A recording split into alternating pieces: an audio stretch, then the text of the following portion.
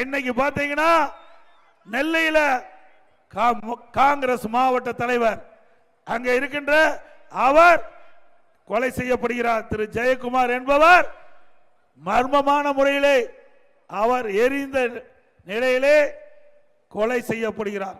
இதுவரைக்கும் கண்டுபிடிக்க முடியல.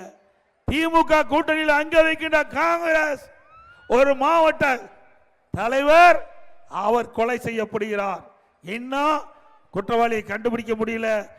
அதே போல சென்னையில் ஆம்ஸ்டாங் அந்த கட்சி பகுஜன் சமாஜ் கட்சி அதனுடைய மாநில தலைவர் பட்டம் பகல்ல பல ரவுடிகள் ஆட்கள் நடமாட்டம் அதிகமாக உள்ள பகுதியில் இன்றைக்கு ஆட்ட வெற்ற மாதிரி வெட்டி சாதிக்கின்ற காட்சி தொலைக்காட்சியில் பார்த்துட்டு போகும்.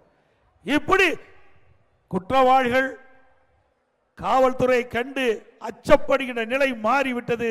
குற்றவாளிகள் சுதந்திரமாக இன்றைக்கு மனித உயிர்களை வெட்டி சாய்க்கின்ற நிகழ்வுகள் இந்த ஆட்சியிலே பார்க்கப்படுகிறது. இப்படிப்பட்ட ஆட்சி தேவையா?